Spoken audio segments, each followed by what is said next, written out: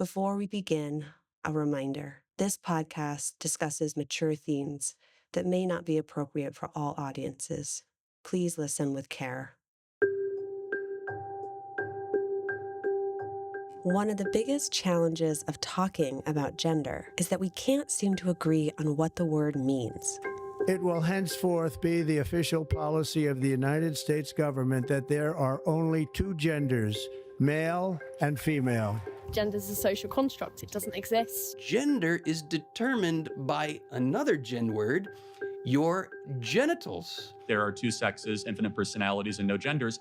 Gender is a mix of cultural norms, historical formations, family influence, psychic realities. They're saying, I am biologically, essentially, naturally, in my core, a woman. No one is. No one is. I've been studying the meaning of gender for over 20 years, and in that time, gender has continued to morph and take on new meanings. In this episode, we'll be taking a deeper dive into the concept of gender by taking a look at the various understandings on offer in our cultural moment and comparing those with a Catholic understanding. This episode will give us a foundation to work from as we continue through the series. So you'll be hearing a little more of my voice this time, but don't worry. In future episodes, we will be sharing more stories from our brothers and sisters who have experiences with gender discordance. But for now, let's take a little tour through the many lenses of gender.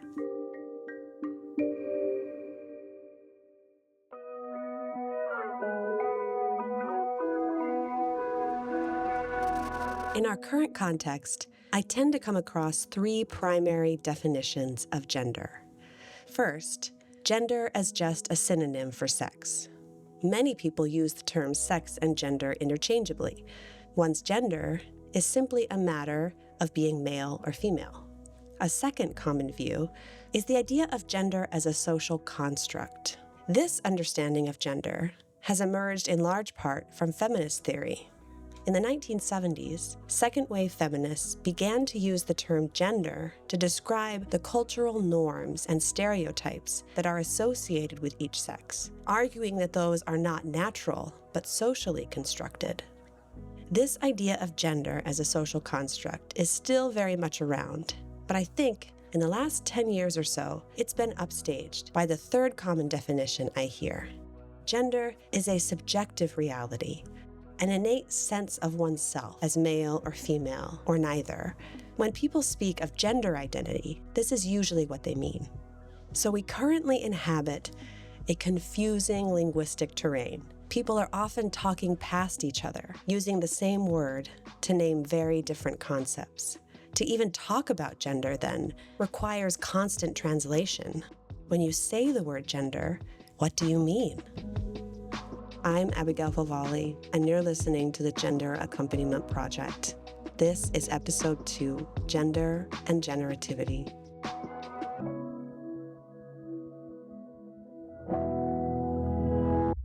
Well, it's not just about a definition of gender. It's about a hermeneutic. It's a lens we're looking through to understand and perceive.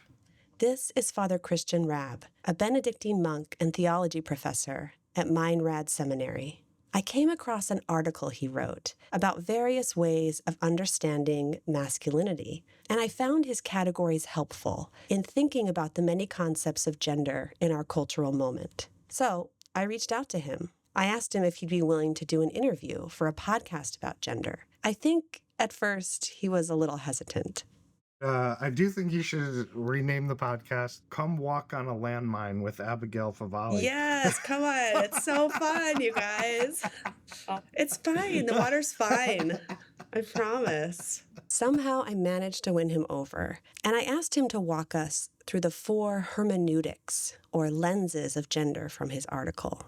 Yeah. So when I talk about a hermeneutical lens, I'm saying that it's a lens that we're looking at something through, but we might not totally be aware of the way that lens colors our perception of the reality. And first of the four hermeneutics I discussed was called the cultural behavioral hermeneutic, and this is really a way of thinking about masculinity or femininity that is to say that every culture has certain expectations about how a man should act, or the things that a man should act or do, and there are things a woman should do or be able to do. And if I'm looking through the lens, a cultural behavioral lens, to measure masculinity, to say, is somebody masculine, then I'm going to say, well, are they able to change a car tire or change the oil, or, something perhaps a little bit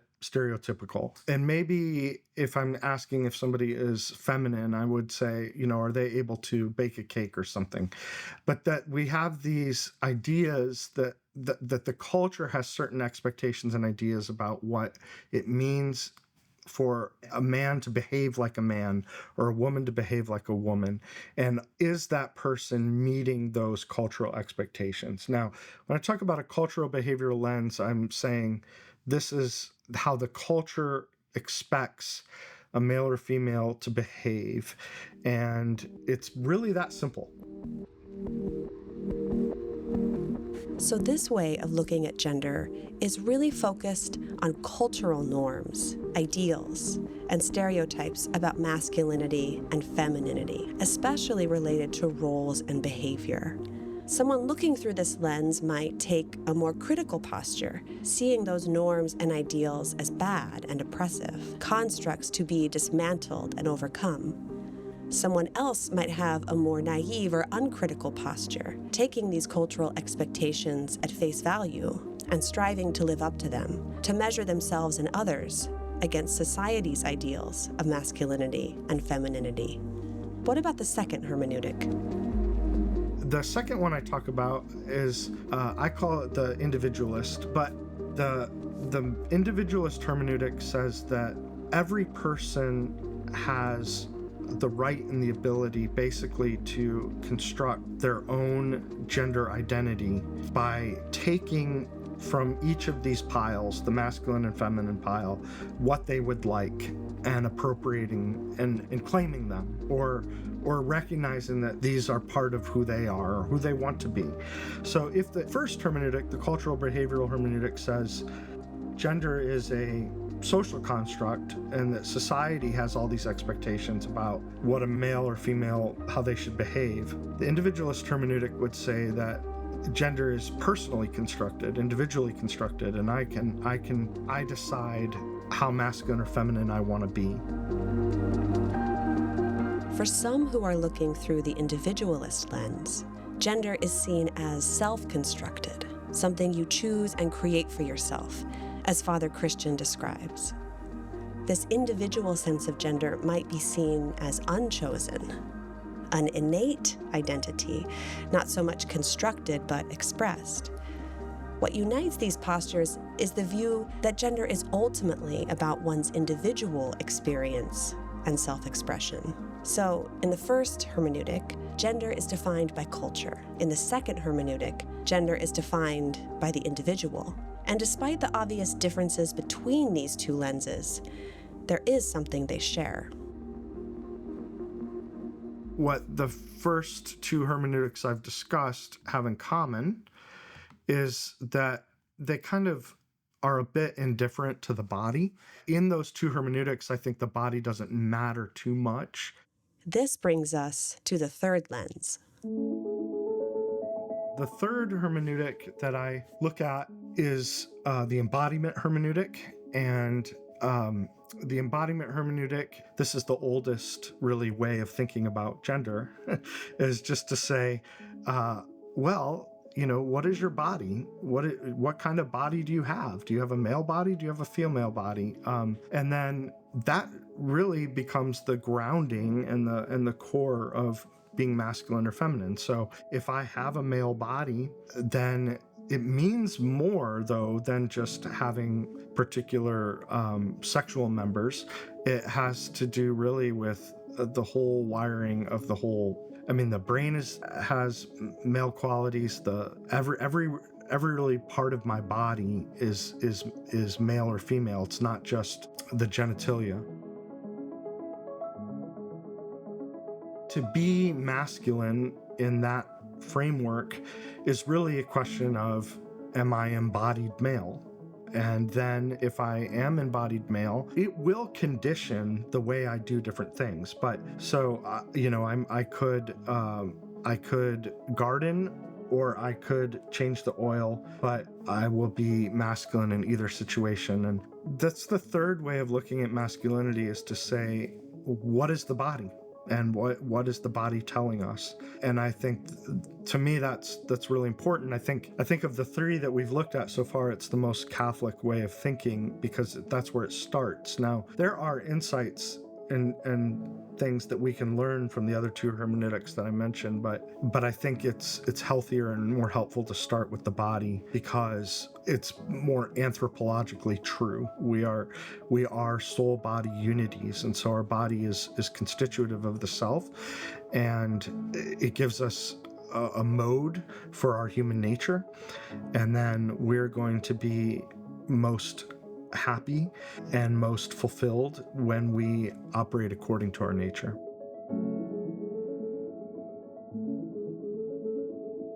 We'll loop back to hear Father Christian's fourth hermeneutic later on. Right now, I want to chase after the question he's just raised.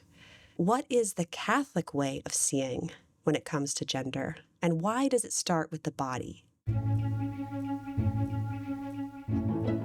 For one thing, as Father Christian has just mentioned, in the Catholic understanding, a human being is a unity of body and soul. This is a foundational principle of Catholic anthropology, a Catholic understanding of the human person. Here's how the Catechism describes this profound union. Spirit and matter in man are not two natures united, but rather their union forms a single nature. The body is not a meat suit that houses our true self. Our bodies are integral to who we are. Any truly Catholic account of gender has to begin with that principle. Now, church tradition doesn't typically use the term gender, which makes sense because that term only really entered the scene in the second half of the 20th century, which is only the last 60 years or so of the church's 2,000-year lifespan. The church does, however, have plenty to say about what it means to be a man or a woman. According to the Catechism of the Catholic Church, being man or being woman is a reality which is good and willed by God. And in their being man and being woman, they reflect the Creator's wisdom and goodness. Paragraph 2333 calls for everyone, man and woman, to acknowledge and accept his or her sexual identity, stating that the physical, moral, and spiritual difference and complementarity of the sexes are oriented toward the goods of marriage and the flourishing of family life. Being a woman and being a man, then, are embodied realities, rooted in the distinct ways we can participate in nuptial union and the generation of new life.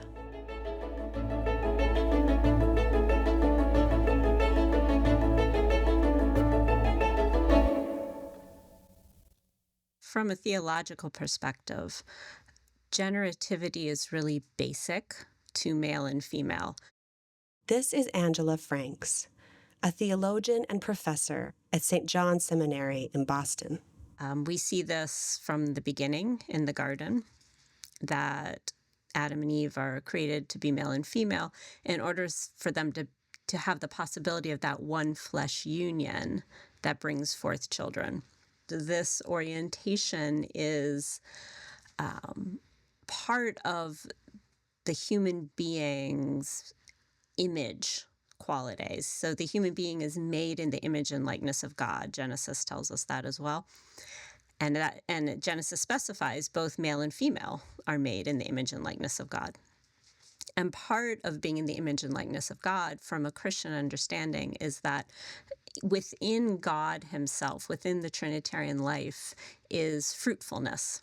You have this life of fruitfulness that obviously transcends completely, our ordinary human experience of generation, but our human fruitfulness, our human bodily fruitfulness is a good thing. And it's a good thing because it's this very distant echo of this fruitfulness within God himself.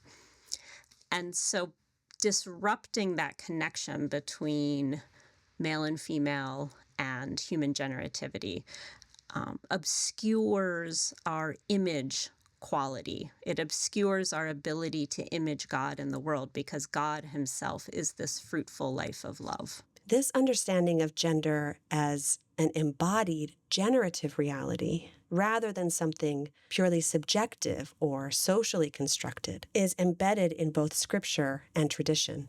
I guess one other thing I'm thinking about too is just the gendered analogies within the church as a mother, the church as a bride, even the dogmas around Mary. Could those analogies work in an understanding of woman as separate from generativity? Yeah, that's the second level, so to speak, the second theological level about the importance of generativity. So the highest level is the fact that within the triune God, you have something very distantly that is the source and model of human generativity.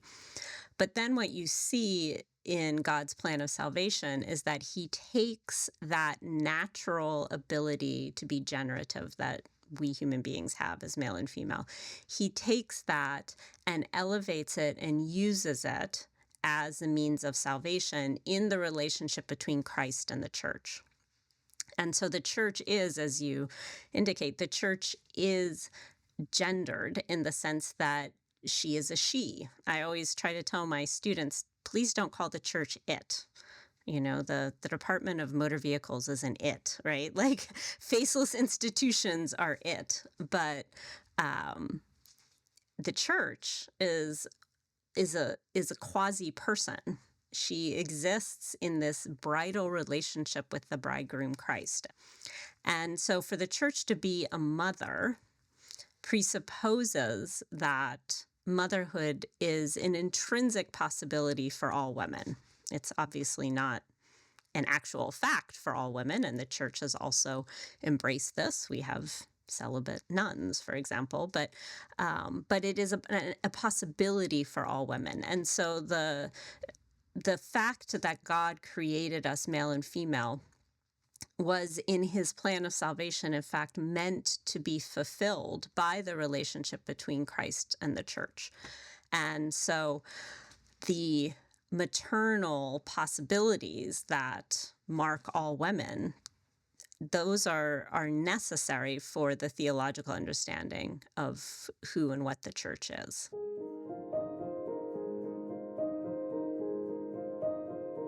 Dr. Franks is using an important word here, possibility. When we use the phrase generativity, we mean the ordering of the body as a whole toward the possibility for either motherhood or fatherhood. This possibility or potential is carried in the body's entire structure, whether or not it is ever fully actualized. Even if we never marry or have biological children, we still carry this distinct nuptial and generative potential as men and women. And this forms the basis for all those gendered analogies in scripture and tradition. But that raises another question. Why do analogies like that matter? Because I could see someone, especially in a modern context, like, okay, that's a nice metaphor, that's an analogy, but it's kind of out of date. We know more about gender now, we know more about gender diversity. We can kind of move beyond those analogies and change the church's language and metaphors without losing anything important. We can just find new metaphors. A lot of things have changed around gender. Gender roles vary and change across cultures and through history. So if the relationship of Christ to the church was an analogy based on cultural gender norms, then that the argument that you're describing would have something to it. But in the case of the relationship between Christ and the church, the thing that is being emphasized is not a cultural gender role that can get dated. What's being emphasized is the truth of the male body and the female body, which has not changed and will not change, because without an orientation to generativity, you can't even talk about male and female at all. That's in fact why we talk about male and female. And so when the church builds on that natural richness, which was given to us by the Creator, she's building and perfecting it and relying upon something that is timeless in the sense that human nature endures. So this embodied understanding of gender is not just present in Genesis. It's also foundational to understanding the relationship between Christ and humanity and other aspects of Christian tradition. Once you get past those really high foundational points about the Trinity and about the relationship of Christ and the church, the importance of being sexed as male or female is you find in all sorts of different places. So you find it, for example, in the priesthood. Theologically, when you think of the priest as serving in the person of Christ, the priest is taking on that sacrificial bridegroom role of laying down his life for the church. You also see it in the institution of marriage as a sacrament. God's plan of salvation gave us that institution of natural marriage precisely so it could be raised to a sacrament in which now the Christian spouses are images of Christ and the church. If gender is connected to our capacities for nuptial union and procreation, is this meaning only relevant for married people? The church, after all, has a long, rich tradition of saints who forego marriage and parenthood in this life, as Jesus himself did. I decided to ask Father Christian about this. You have a celibate vocation, and the men you're forming, presumably, if they continue in formation, also have a celibate vocation. So what about people who don't get married or who don't have their own children? Like, are they just kind of left out of that broader vision? This discussion brings us to a clarifying guidepost. That is an awesome question. And when you're in a different, let's say an atypical situation, because you are celibate, either voluntarily or by conscription, as Ronald Rollheiser says, because there are a lot of people out there who would like to be married or would like to have kids who don't. And, what are we really saying, to them about their masculinity and femininity? Or even their humanity, can they not be fulfilled? I mean, I love Matthew 19. Jesus gives his great teaching on marriage and what it is. And that's where he really repeats the understanding of Genesis as God's plan. But then he goes on and talks about eunuchs. Jesus says something really interesting. He says that there are people who are born eunuchs and that there are people who were made eunuchs by others. And so, and then there are people who have made themselves eunuchs for the sake of the kingdom. Now, when the New American Bible translated that, they did it in a really interesting way.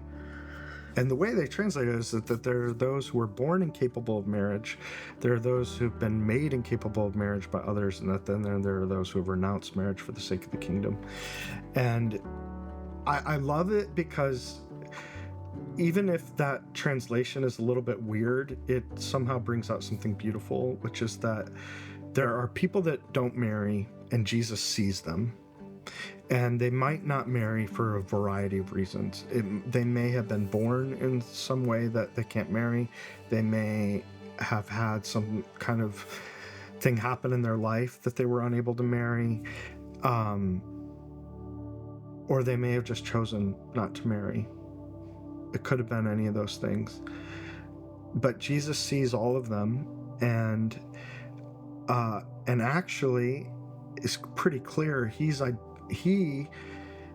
saying that, he is one of these that has renounced marriage for the sake of the kingdom. I guess I can't help but think, like, hey, if you're not married, you're his people. Like, he gets it. He sees you. He himself has chosen to live without marriage and without children of his own. And there is no loneliness that we can be in or anything that he isn't in with us. And so Jesus is really with all of those who are unmarried for any reason. And then David Bennett wrote that book, A War of Loves. And David Bennett, he was a LGBTQ activist who went through conversion, and I found his testimony really, really powerful. He talked about reading Matthew 19 and feeling seen.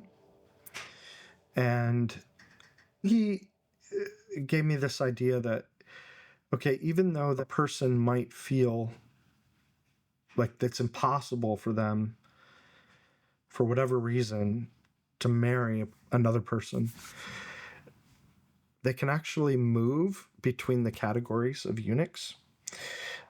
So that what may be something that has to do with the way they were born, or something that, happened in their life, that the Lord gives them a way to say, I offer you this. I offer my life for the sake of the kingdom.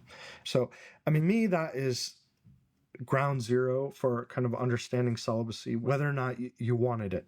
And there are a lot of people out in the world who didn't want it. But then we can also say, that there are analogous ways that we participate in espousal or parenthood. It really is an analogy, and in an analogy we mean that it is both like and unlike something else. It's really an analogy. We have to keep that in view. So, as a celibate, there are things that are like and unlike. So, what is unlike is that I really do not have a physical spouse, and let's not deny that reality, right? So,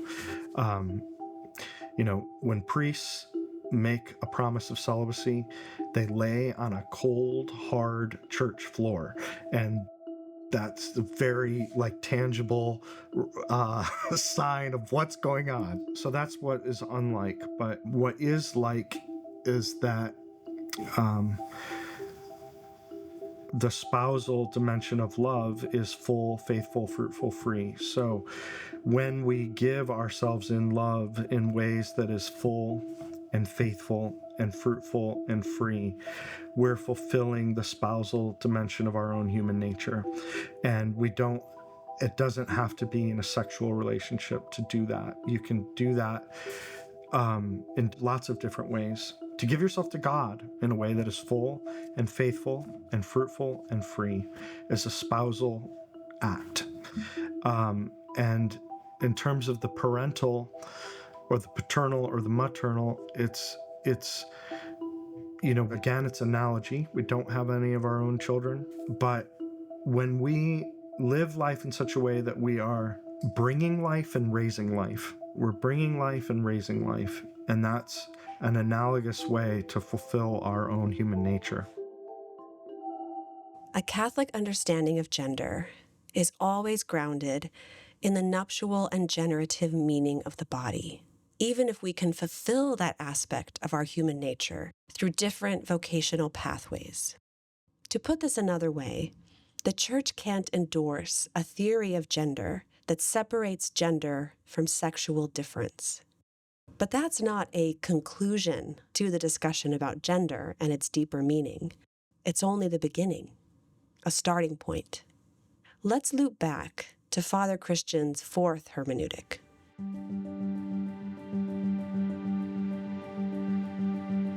The fourth hermeneutic I mention is what I call the personalist hermeneutic. And no way do I see this as in competition with the embodiment hermeneutic. But I work with seminarians, and there's the question of being masculine or adequately masculine. It's not only a question that formators have, it's a question I think that even seminarians have about themselves. So what does it mean for me to be a mature man? Well, that's more than just having a body. I mean, as a baby boy, you're already masculine, but to be a mature masculine, I needed to say something more than just embodiment. And so the personalist hermeneutic would say that our deepest identities are relational identities. We give and receive love in our embodied selves. The paradigmatic relationships are son or daughter, brother or sister, husband or wife, father or mother. These are the deepest identities we have. So the personalist hermeneutic would say that to be adequately masculine is not just to have a male body, but it's to live in these interpersonal relationships and to cultivate the virtues that are necessary to fulfill those relationships. So for me to be a mature man is for me to be a faithful son, a caring brother, a husband who knows how to collaborate and cooperate and respect his wife, a father who has the courage to protect, a father who has the generosity to provide. So the personalist hermeneutic would add a scalar dimension to the embodiment hermeneutic. Can you say just what you mean by scalar dimension? Sure. There are scalar and non-scalar truths. So a non-scalar truth is an either-or thing. So pregnancy is non-scalar. You either are or you are not pregnant. Where scalar is something that could be true by degrees. So whether or not I am a good bowler, I could be a really lousy bowler. I could practice for a while and become an okay bowler. I could practice for a long time, become a great bowler. And so the personalist hermeneutic allows me to say that being male has both a non-scalar dimension, meaning I either am or I am not, but it also has a scalar dimension in the sense that I can be a mature man by cultivating the virtues to fulfill the roles of son, brother, friend, father, husband. Another way to think about this is that we all have a nature, and as part of our nature, we have a telos. And so by virtue of my nature, I'm a human being. I'm a body-soul unity. I have a human nature, and I'm in the mode of a male version of that human nature. But as a male human being, I also have a telos. And so a telos is like what the acorn becomes when it becomes an oak tree. A telos is not just the isness of the thing, but the fulfillment of the thing. And so to speak about masculinity as having a telos would be to say that, okay, not only am I a real man because I have a male body, but I'm a mature man because I can be a good husband, a good father, a good friend, a good brother. I can give and receive love in a masculine mode. I like that distinction between scalar and non-scalar, and I think we need to have an understanding of gender that holds both of those. I think that the individualist hermeneutic I mentioned tries to get at the idea that people can have masculine and feminine characteristics. They can cultivate certain parts of their personality or their human capacity. And I think that there's a sincere desire in that hermeneutic to honor people who are not going to fit within the rigid or narrow confines of the first hermeneutic I mentioned. And then the embodiment hermeneutic, it solves the problem in a different way, it seems to me, that it says, well, you're still stuck in this too rigid view of masculine and feminine, because you have to predicate being assertive is masculine, being nurturing is feminine. Why can't we say, I'm fully masculine in being nurturing, or I'm fully feminine in being assertive? It was a mistake maybe to predicate these things this way. One of the things I tell seminarians is, don't be so allergic to overlap. In thinking about what does it mean to be male or female, don't get stuck in this, well, if a woman can do it, it can't be masculine, or if a man can do it, it can't be feminine. If you try to define what a male is by what's left over when you eliminate everything that is shared with female, you're not going to have much left. One tendency I see in our time as well is the tendency to kind of want everything split into these neat lists, like the pink and blue lists. Here are the masculine virtues, here are the feminine virtues, but both men and women have to fully develop all of their virtues. Men also have to develop tenderness as well as fortitude, and women also, I don't know if you have any thoughts on that question of masculine, feminine virtues. I don't know that phrase has ever come out of my mouth. I just... That's good. I'm sorry. I just think that it's the body and the relationships which govern the virtues. We need the virtues to fulfill the loving relationship that we're in. Being a father, you need to be empathetic and nurturing and courageous, and I don't like to call those masculine or feminine virtues, because I just think they're virtues. It's the fact that I'm a male, that's why it's masculine courage, but you would show feminine courage. I don't think that courage is the property of men or women.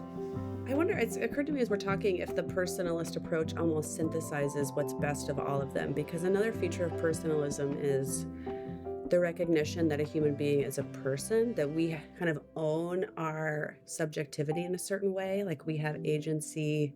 There is a sense in which we have this kind of freedom and intellect and will to be able to respond to cultural narratives, or to be able to actively participate in the formation and development of our own personhood, right? There's this kind of consciousness and freedom. Absolutely. And so that seems to draw in that individualist piece. Like there is something true to that, Sure. right? Yeah. But then it can't come at the cost of like embodiment. And it's also Right. true that we're social beings, so we're embedded in social norms and customs and having to navigate those. I think you can have the best when you start with the body and relationships, then you can get the best parts of the other things too.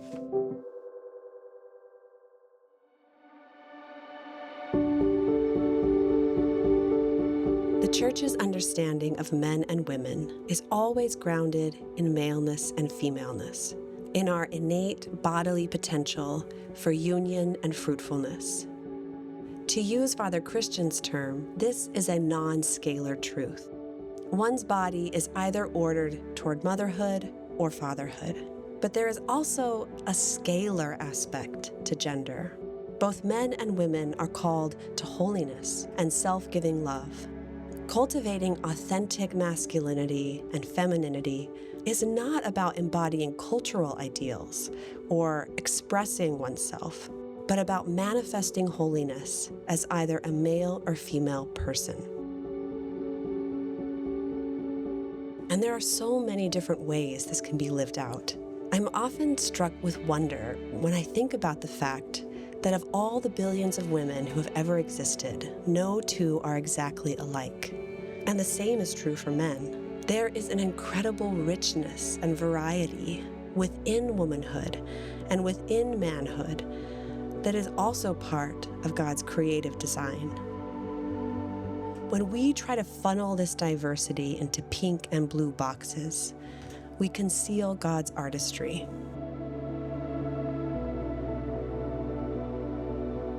Now that we have a basic understanding of what the church means when she speaks of men and women, I want to return to the central question of this podcast. How do we respond to our brothers and sisters who experience a sense of dissonance with their gender, who feel they are or desire to be the other sex? That is the question this series hopes to enter more deeply into, not to answer it exhaustively, conclusively, but to open it up, to begin a conversation. This is a complex and delicate question that must be explored with reverence. Reverence for the person, who is always a mystery, and also reverence for the song that God is singing through the order of creation and the gift of our bodies. So join me in future episodes as we hear more stories from people who are wrestling with gender and seeking God's blessing in the midst of the struggle. I'll see you next time. From the McGrath Institute for Church Life at the University of Notre Dame, you're listening to the Gender Accompaniment Project. This series is written and hosted by me, Abigail Favale. Our producers are Nick and Corinne Starsinik, and our executive producer is Noah Brayton. Special thanks to Angela Franks and Father Christian Raab for being part of today's episode. Thanks for listening.